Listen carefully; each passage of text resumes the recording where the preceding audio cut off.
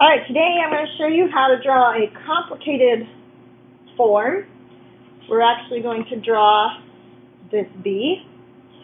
So I'm going to break it into other forms, the basic forms. The head is almost a sphere, it's a squash sphere, so an oval, but it's still round, like it's not a flat shape. So I'm going to start by drawing my oval. I'm going to draw my oval. Make sure I'm not tracing. I'm going to do this a different size. Now, I don't try and draw one solid line. I do short little strokes. Remember to try and draw lightly. I'm drawing darker so you can see. Okay, so there's my head. Next is this sphere here. And proportions-wise, the length of the head is just about the same size as the length of the diameter of that sphere. So when I draw my circle, I need to make sure it's about the same size, so I need to aim for about over there.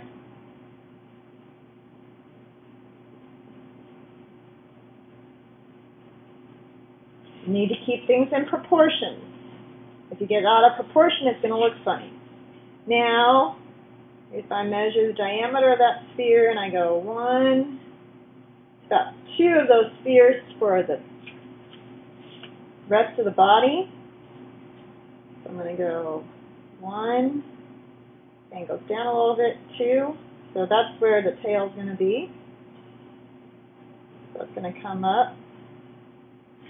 Now that comes down about the bottom of that, so let's see if I've got that about right.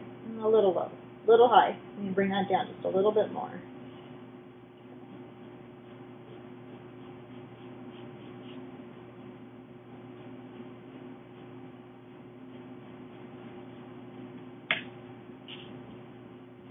That goes in somewhere like that.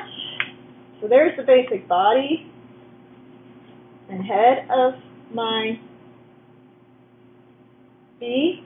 So I've got a squash sphere, a sphere, and this is almost a cone because right, it comes to a point here, but it's still rounded. Now I'm going to do the legs. These legs are all made out of cylinders. So this leg, this cylinder, goes right in here, kind of gets a little bit skinnier over here than over here. So comes to about here, goes back, widens out a little bit, then it has this part of the cylinder here that goes back that way.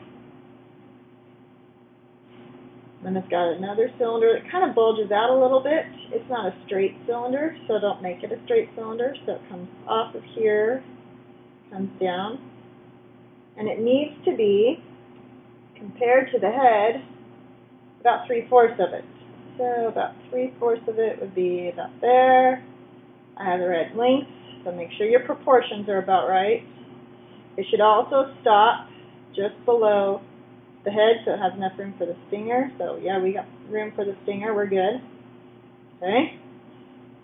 Next cylinder goes in. And this one is just a little bit shorter than that one, so a little shorter than that one, it would be about there. And this little part of it here. Okay, so there's that leg. Now our next leg, I'm going to draw this cylinder here first, since it's closest to me. It's easiest to draw parts that are closest to you first. So I'm going to draw this cylinder first. And it is about the same length as this one. So try to make sure it's about the same length. Figure out where it starts and where it stops. So it goes in about there to there. Should be about right. It goes a little higher than this one. Shorten that just a little bit. I think I got a little too long.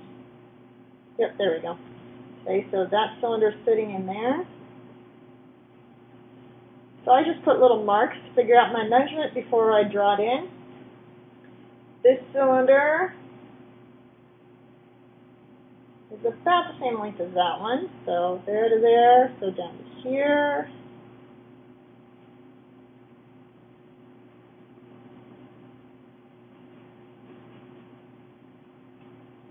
And the rest of his leg goes in. Okay. Then we have this leg back here with the sack. So I'm going to actually start with this. So I'm going to figure out where that goes and how big it is compared to that. That's about the same length as that. So again, I need that measurement. And it goes back in here, about there to there. Notice this comes up into the body a little bit. That's why I raised that up in there. It comes up higher than this point. So it should be higher than that point. I'm going to draw that cylinder in.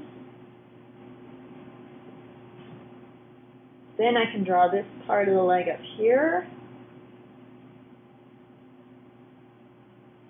And then this part of the leg that comes back down.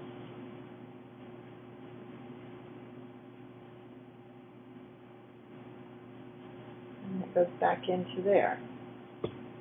That one has lots of parts. And then I have this part of the leg, which is a little bit shorter than that one.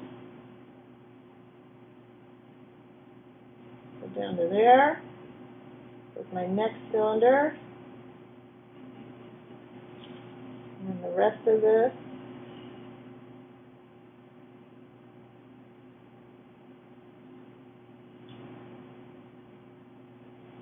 And then the stinger. So it's pretty close to this part of the leg. And it comes back. It comes down to about the same spot as that end. And then it curls back up and comes to a point there. And then it comes down. So there's my basics of my bee. Oh, we need to get the antenna in, the eye, and the wings. So I'm going to put the eye in. The eye takes quite a bit of the body, of the head, I mean. Then the antenna. One. This one comes back from behind the other one. Make sure it looks like it comes back. Back there. And then the wings are an organic shape.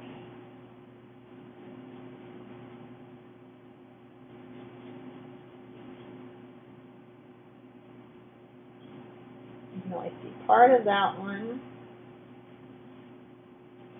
And then you can add in these little curves to make it look more rounded and to break it into your pieces so you know when you go to shade where all these go.